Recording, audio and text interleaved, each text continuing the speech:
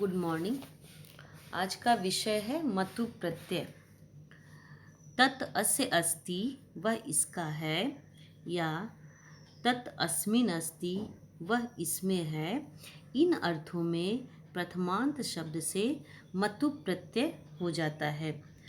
इस प्रत्यय का प्रयोग अर्थात मतु प्रत्यय का प्रयोग किसी एक वस्तु का दूसरी वस्तु में होना सूचित करने के लिए होता है।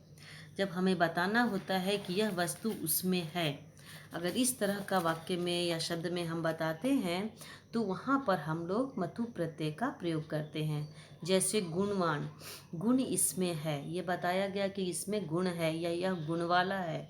उसी तरह से शक्तिमान, यह शक्ति वाला है या इसमें शक्ति है।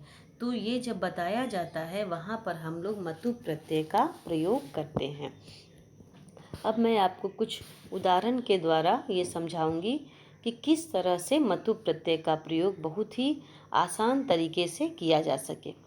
बस कुछ विशेष नियम हैं जो संक्षेप में मैं आपको बता दूंगी, और उन विशेष नियमों को आप जानेंगे तो आपके लिए मतु प्रत्यय का जो प्रयोग है बहुत ही आसान मतलब सरल तरीके से हो जाएगा।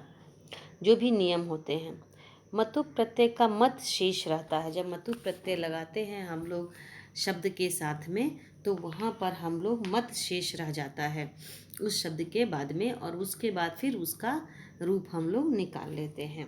यहाँ पर 3 उदाहरण मैंने दिया है।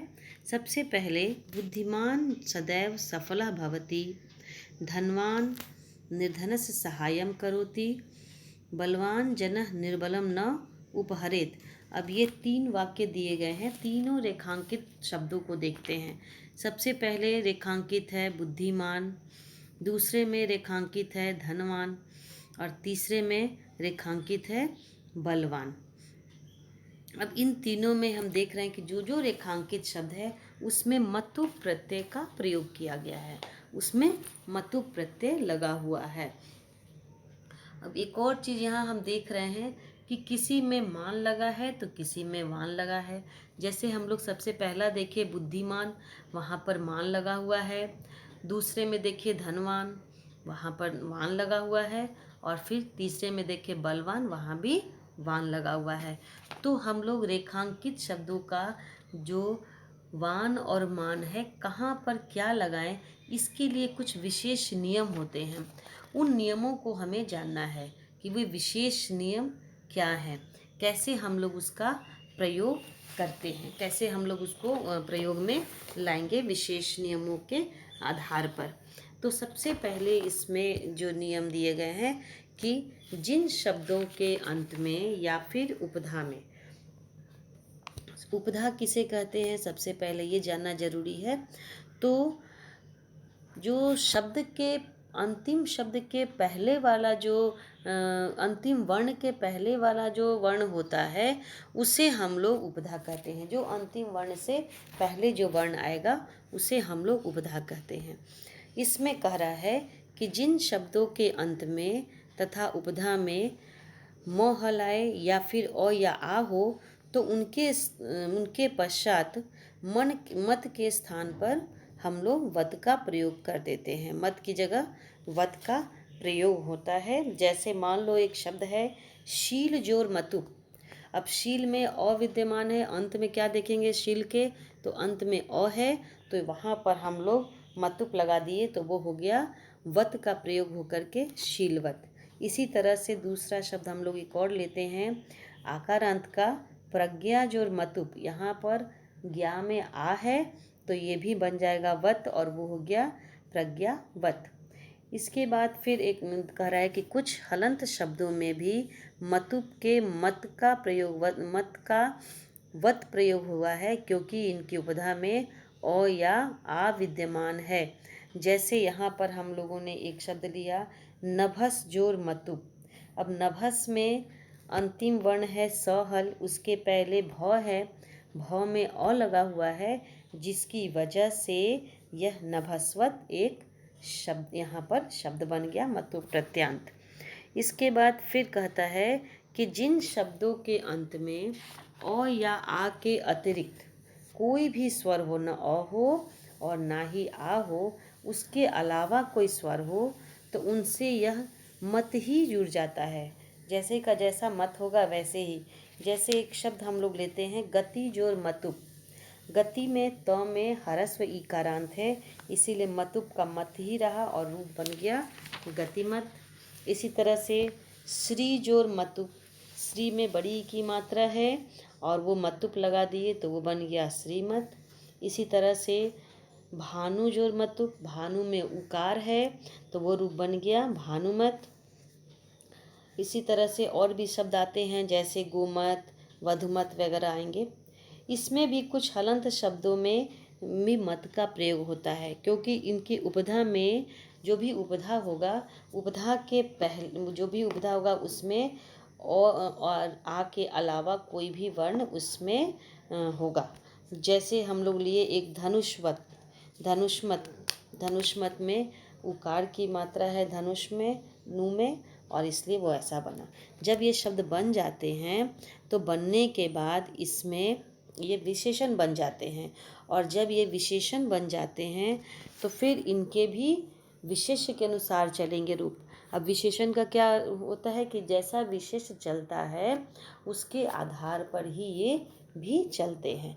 जैसे विशेष चलेगा वैसे ये चलते चले जाएंगे।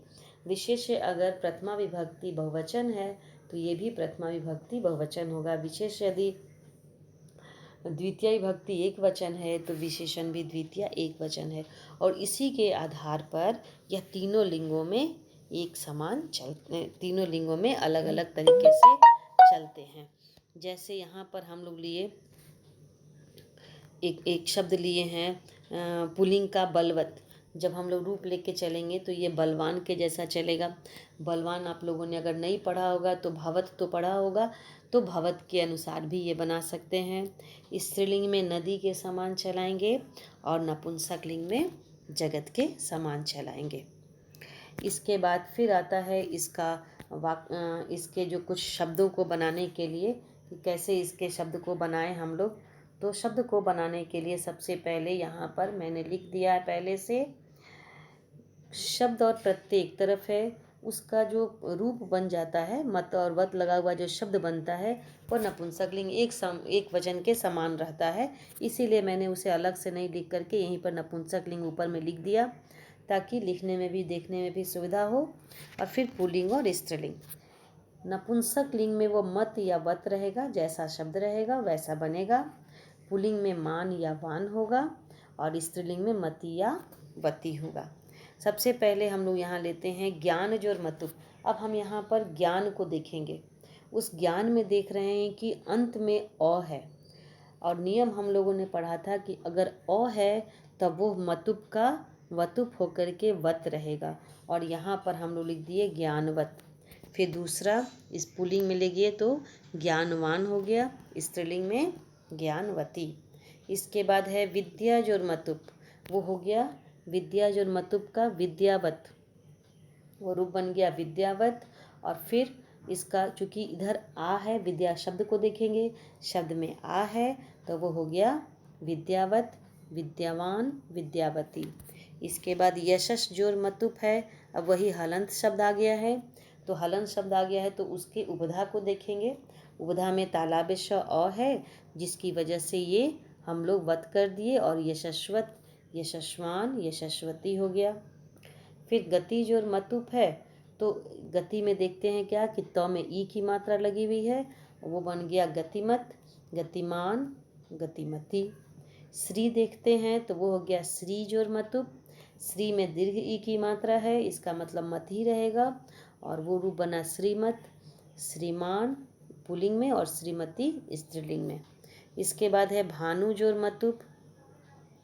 तो भानु जोर मतुप में देख रहे हैं कि उकारांत है तो ये बन गया भानु जोर मतुप भानुमत, फिर भानुमान और भानुमती। इसके बाद गो जोर मतुप गोमत, गोमान, गोमती, और धनुष जोर मतुप धनुष्मत, धनुष्मान, धनुष्मती रूप बना। अब यहाँ पर हम लोग कुछ वाक्य निर्माण देखेंगे, वाक्य में कैसे हम लोग प्रत्यय का प्रयोग किए हैं। तो कीर्तिमान सर्वत्र यशः प्राप्नोति, कीर्तिमान कैसे हुआ तो यहाँ देखने के लिए हम लोग देखते कीर्ति जो मतुप है, चूँकि यहाँ पर जो ये विशेषण है कीर्तिमान, उसका कोई विशेष होगा जो यहाँ पर प्रकट नहीं है, दृश्य नहीं है, देखने योग्य नहीं दिख रहा है यहाँ पे। मगर प्राप्नोति चूँकि एक वचन है, इसीलिए हम लोग कीर्ति जो मतुप में भी एक वचन का प्रयोग लेके आए, और वो हो गया कीर्तिमान सर्वत्र यशः प्राप्नोति। इसके बाद है शक्तिमान। शक्तिमान में शक्ति जो मतुप है, यहाँ पर शक्तिमान कैसे आया, तो शक्तिमान लोग भार ढोने में समर्थ होते हैं। अब यहाँ लोग जन एक वचन में है, इसी की वजह से, इसी के कारण से शक्ति जो मतुप भी एक वचन के रूप में प्रयुक्त हुआ है, और वो हो गया शक्ति।